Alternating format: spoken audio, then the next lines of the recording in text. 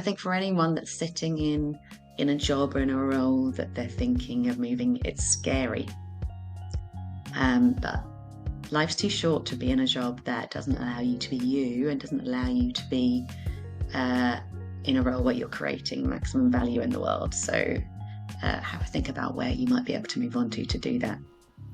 Well, hello everyone. Welcome to another Calling the Collective with Sustainable Pathways. Today I'm here with Mehalah Beckett. She is a coach to impact-driven leaders and sustainable businesses and works with her company Lead Powerful Impact.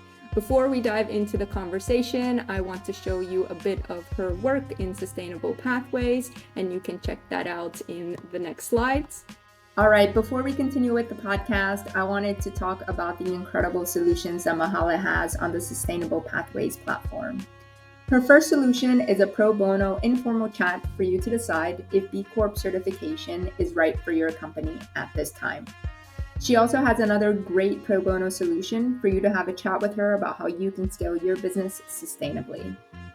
If you identify that these are interesting paths for your company, Mehalah offers a 6-month one-to-one coaching where you will learn not only how to scale your business, but also how to increase your positive impact on the world.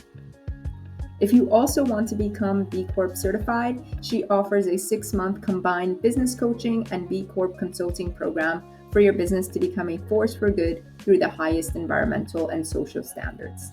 Thank you, Mehalah, for trusting Sustainable Pathways. And without further ado, let's get back to our incredible conversation. And now she's going to introduce a bit more about herself and what she does. So Mehalah, without further ado, over to you. Do you mind introducing yourself? Yeah, thanks, Layla, so much. And it's a pleasure to be here and part of this collective of wonderful individuals that are coming together to make the world a place. My company's Lead Powerful Impact, and I work as a leadership and business coach, supporting leaders that are on a mission, for social impact, or environment impact, or both. And I get behind them, I champion them, I celebrate them, I challenge them in a nice way. And I support them to do things they never ever dreamed of with more ease and more energy and more fun, and to bring their teams with them and to create some real impact in the world. And I also am a trained B leader, B Corp consultant. So I work with a lot of sustainable businesses too, or sustainably minded businesses that perhaps aren't quite sure how they can be a better company for the world. And I support them to use the B Corp framework to look after their people, look after their planet, and provide more value to their customers. So working with a lot of good leaders and a lot of good businesses, which is really fun. Well, perfect. And this is already part of a larger collective community call that we've had going on. And I'm always really interested on how do I pick people to join the collective call. But I was really interested looking into your background and speaking to people that know you within the collective. And I'd love to learn more about your transition from being an economist to becoming a coach and mentor for purpose-driven businesses and leaders. How did that transition happen for you? Yeah, it's funny. Looking back at my career, I can now see the silver or the golden thread through it. And it's like I feel like I've been on an obvious path, but at the time I didn't realize that. At the time, feel like I was jumping from one thing to the other, and I guess I was just following my heart, to be honest. In a nutshell, two parents working for the public sector, bringing up a large family. I decided I was not going to do that. I was going to become an accountant and a CFO and fly around the world being a high flying businesswoman. So I did an economics and business degree, did a year in IBM as a financial analyst, realized my parents were onto something. Completely soulless and stressful job, like totally the wrong combination for me. And at that point, not earning enough money because I was in my 20s. So I left and did a master's in development economics. I was like, well, I do really like the idea of studying economics further, but I want to use it for good rather than for moving money around balance sheets.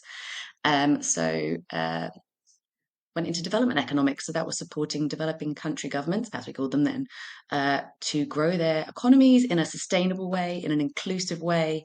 And I worked for the Department for International Development for a while, with the mission to eradicate poverty and reduce inequality in the world. So that's something I'm incredibly passionate about still, and I was then. So I worked in Malawi, Kenya, in Somalia, my last role in the civil service. And there came a point where I was like, we're doing good work, but I'm not patient enough for this. I'm probably not diplomatic enough for this. There are other people that are great civil servants. I think it's time I got back to the private sector and tested the theory that business could be a force for good. I was like, please tell me. I don't necessarily need to go back to an IBM, but please tell me I can go work for a good company that's making a profit, that is making fast decisions, that's moving fast, that's innovating, that I can learn a lot from, but also it's doing good in the world. So I went to work for my favorite travel company, Intrepid Travel. I've done a lot of adventurous group tours with them, and I went to manage their Africa division.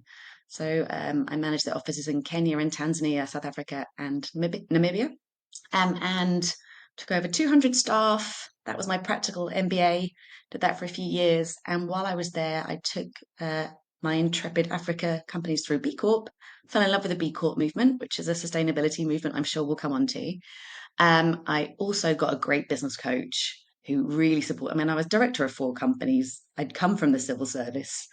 There was a lot going on in the countries that I was managing in. Not the easiest place to do business.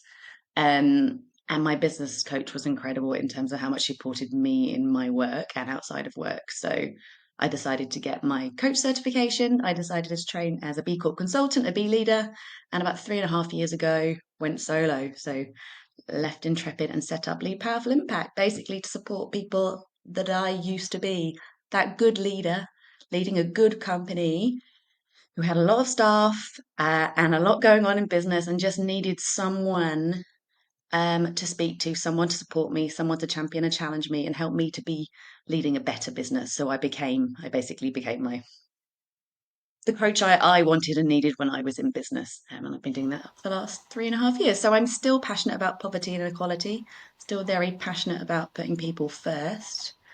I'm just doing it a different way now. That's beautiful. I really like that specific portion about being who you needed back then. I think Yeah. both personally and even professionally, I had not thought Mm. about that professionally before. So that's really interesting. And as you said, you've worked extensively across multiple different countries, specifically on sustainable economic development. How do those specific experiences that you learned in doing that link into the work that you do today? What did you take from it?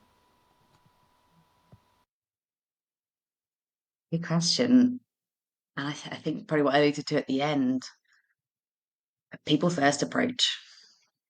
So yes, we were working with governments on economics, tax, and those sort of things, which sound really boring, but actually, it's I think 2 things: tapping into what's important to you, what you're passionate about, what you're driven to do, and when you tap into that, like magic can happen, and also it not being about you, tapping and listening into the people that you're there to serve.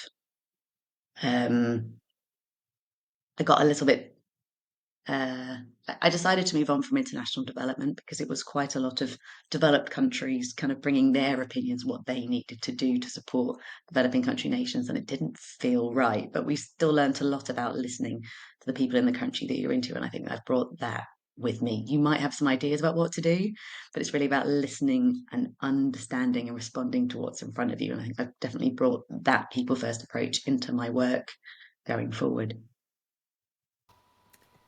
That's super cool to see that even with huge governments, the thing that matters the most is listening and being aware of what people really need. Mm. I'd be interested in hearing your thoughts on if somebody is also on a similar journey as you, maybe working in the public sector or working in development projects and would like to maybe transition into the private sector, understanding where companies can be sustainable, regenerative, a force for good. What would be your advice on how they could go about taking those first steps? That's a good question. I think being open is really important. When I realized I wanted to go back to the private sector, I just started looking at companies that excited me, that were doing good things. I wasn't quite sure what I would do next. Um, but it's about being like, oh, I want to be on their team. I can support them to do good. So one thing is definitely being open and just start to have conversations with people.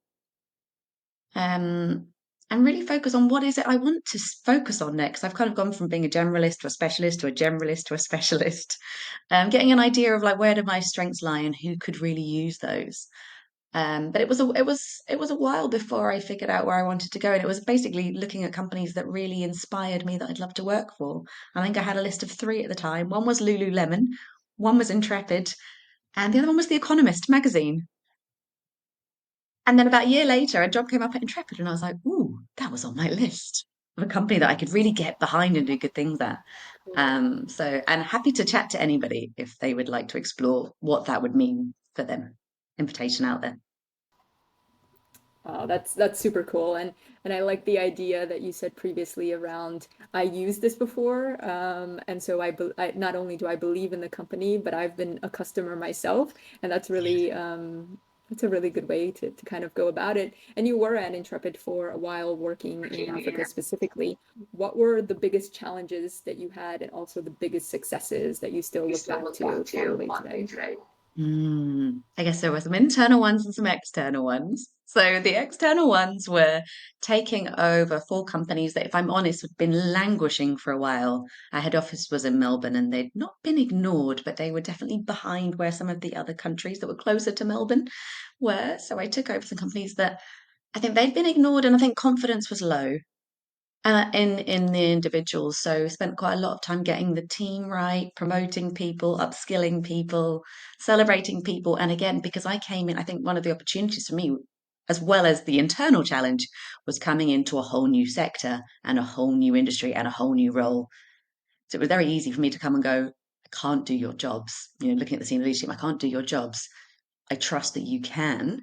Come to me. My door is open. Come to me with any challenges, but I'm not going to be micromanaging you. And I trust you. Like, let's make this work. So I think building up the team was really important in terms of the confidence of the team. More externally, just the environments we were working in. Actually, doing business in Kenya wasn't too bad, but doing business in South Africa, that was probably one of my biggest challenges, the economy and the political climate, and especially lack of governance. Being a good company that was always trying to do that, was always doing the right thing. That wasn't always so easy in countries with poor governance and a lot of corruption. So doing the right thing wasn't always the easiest thing. So there was a lots of like, okay, how do we do the right thing here and still make a profit? I think that was always a challenge, but one we did the right thing and we did well as a company because we did the right thing. So it was investing in the right way. And I say just the internal challenges was me coming and thinking, what have I done? Can I really do this role? That imposter syndrome. Can a civil servant really come in and be a director of four companies, get through the audit, get through the board meeting? And of course I could, because I had a great team. That's so interesting, and I love that line as well, how difficult it is to be a good company in general, but how much more challenges can arise when the governance structures might not be adequately created or structured to support companies like that. And then you mentioned also B Corp, and that has given you a bit of a framework to how to develop companies to become a force for good. What are the main challenges that you see that companies face when trying to maintain this balance between profit and purpose? And how do you assist them in overcoming these challenges as well? Yeah, I mean, I think the company is one half the battle if they would like to balance purpose and profit. I think that's probably the thing. I think most companies, not all, but certainly the ones that are in my sphere, want to be better, right? They want to be a better company. They want to look after their people better. They want to create more value for their customers. They want to leave the planet at least where they found it, if not better. But I think the three things that stop them, one is the time. Business as usual is busy, and the time just to sit back and think, well, how do I want to be a better business? What's possible for our company? So one is the time. The other one is just the knowledge. Okay, I want to be a better business, but where do I start? What do I prioritize for our company? What's relevant? And that can just stop you from even taking any action. And then the relevance. I think a lot of companies are like, why? Like, I'm sure I should be a better company, but why should I? What's in it? What's in it for me? Um, is it really going to benefit me, or is it just a big cost? So supporting companies with this, how it's not only going to be good for people and planet, but good for your profit. And let's only do the things that are win-win-win at least at the start. So we get your return on investment for doing good things. And obviously look after your people, you're going to get a good return on investment. It's an absolute no-brainer. helping companies to know where to start. So what's material for them and what really isn't, what they can be just okay not doing. They don't have to do everything, somewhere to start, and just the time. Saying, well, come and work with me for an hour a week and we'll do all the strategic work on your business that you need. And then you can spend the other 39 hours a week or whatever it is on business as usual. So those three things really, but those three things can really have people just burying their head in the sand because they're a lot when you're already super busy, right? 100%. And I think it's very interesting that you put in time as the first one because normally people don't actually think that. We're all running around answering emails, but actually carving out that time to do something that's very much future oriented Mm. is definitely a big challenge for big corporations and small businesses as well. And I also noticed through our conversations that you also work as a co-chair for Scotland Be Local. How does this role connect with your broader mission of sustainable development and also with businesses and the private sector becoming a force for good? Yeah, well, I mean, I'm on a mission to support leaders to make the world a better place, right? To accelerate their impact on the world. And I think the B Corp framework supports business leaders to do that with their companies. And say I fell in love with the B Corp movement when I was in Intrepid, living in Kenya. And I really do think it's not the only thing, but I think it's the best thing we have right now in terms of a framework for businesses globally in any sector, any country of any size, anything from sole trader to multinational. So there are other options out there, but I really do think this is the best and most comprehensive. So I'm really passionate about more business owners and companies understanding that it's there, that it's an open source piece of kit, it's free, and I'm not necessarily worried about how many businesses we get to become B Corp, but supporting businesses to understand there's a framework there that they can look at, that they can use to be better. So my role as co-chair, there's three of us up in Scotland that are chair of the B Corp community in Scotland.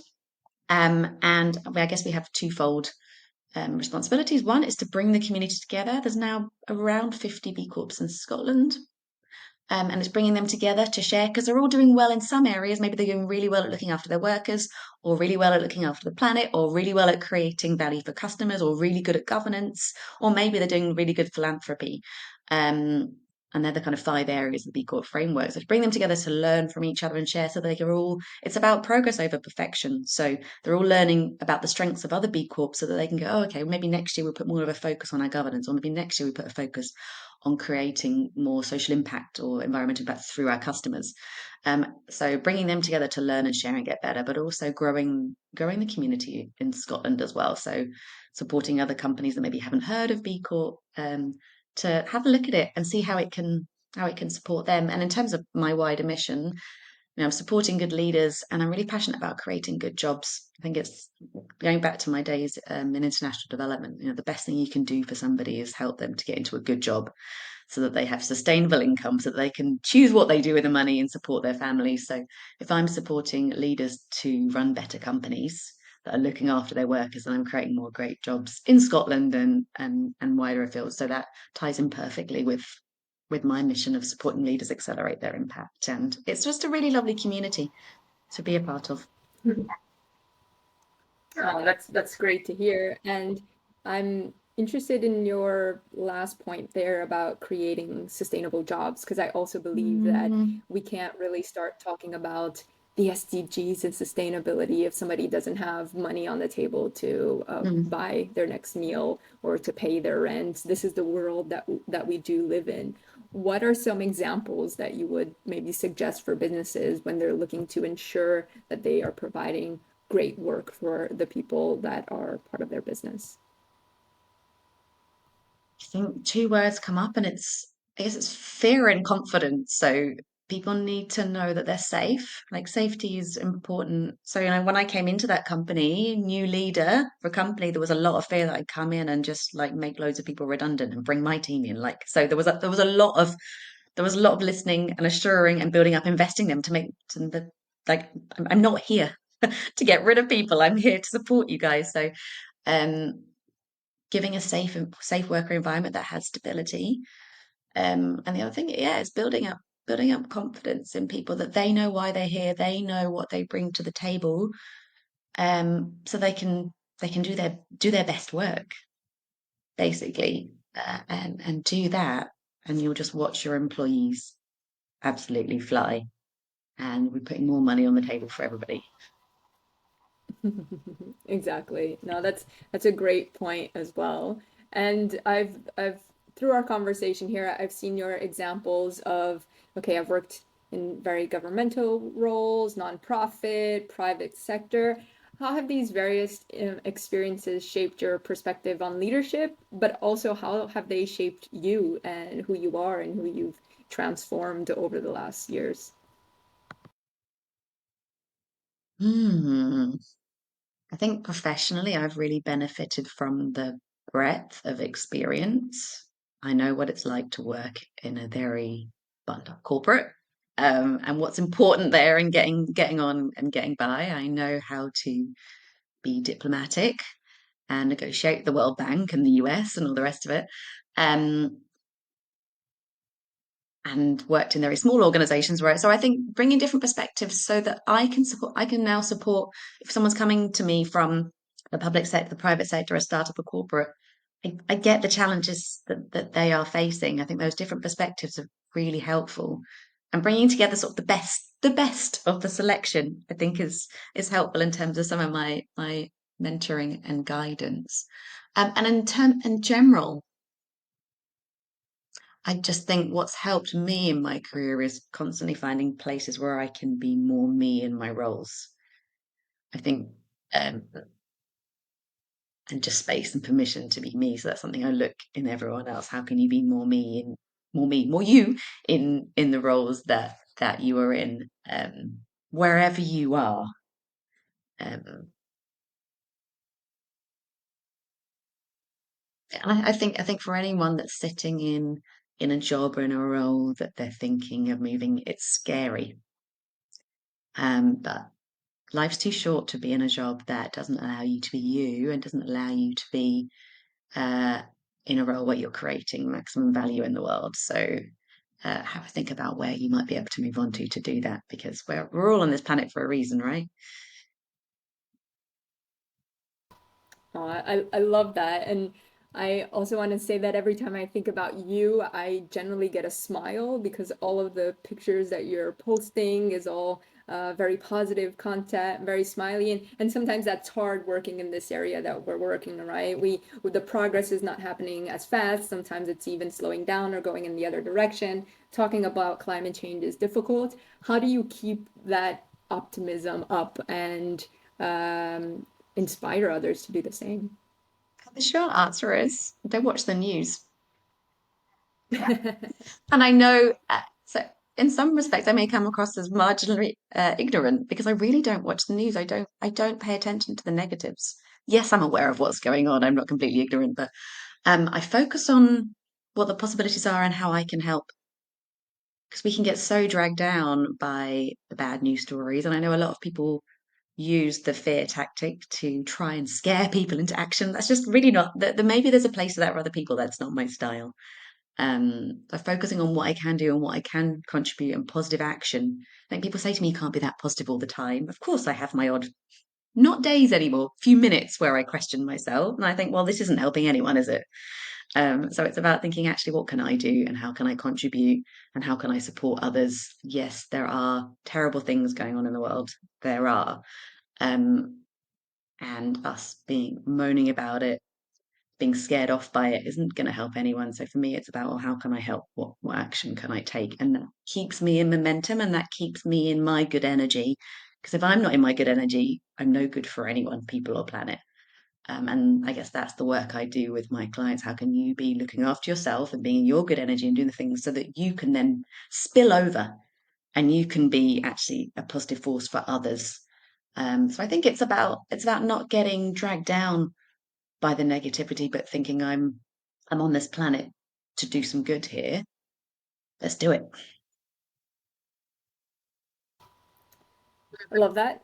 That's a good point, and that links in really well with my last point. And as you know, if you've been following the podcast, I always like to put our collective colleagues on stage here on our virtual stage and give you a little bit of a challenge, because I think that inspiration and really saying what comes from your heart sometimes drives a lot more. Stories drive a lot more others might. So I will say goodbye to all of our guests now. So thank you all so much for joining. And I will ask Mehalah to take a minute and provide us with a speech. Imagine you're speaking to an enormous audience of sustainability professionals, business leaders, government leaders, and you have a chance to make a 50-second speech that will inspire, that will motivate, and empower them to take action and make change the very next day. What would be your speech? I would say that we are all on this planet for a reason. And I suspect for most of the people listening to this, they know what that is. If they don't, get quiet for a minute and you will know what that is. And if you don't know what that is, then that's okay. Don't stress out. But it's your mission to keep looking at what that might be, to keep searching for it. And when you have it, there's three pieces of advice I would give. Be you, trust you, and remember that it's not all about you. That will help. So be you. When you are showing up as you, you will do the best you can. You will genuinely, you'll be in your energy, you'll be working on your passion, then you will do a great job. Trust you, right? You have an inbuilt guidance systems that knows exactly what to do when you need to do it. Don't worry about what's going to be on your plate later. Don't worry about what you did yesterday. Show up as you in the moment and you will, honestly, you will know what to do and act on it. And then to support you with that, yes, be you, but it's not all about you. When you are in your head worrying about you won't be your best. So attention out, focus on the task at hand, focus on the people in front of you, listen. I think, especially with sustainability professionals that are listening to this, you have things you want to do, but you need to listen to the needs, listen to the language of the people you want to support. And when you put attention out and focus on the impact you want to have on the people in front of you will have all the impact you want to have in the world. That's beautiful. Thank you so much for that and for joining us today. You're See welcome. everybody soon. Thank you. Bye.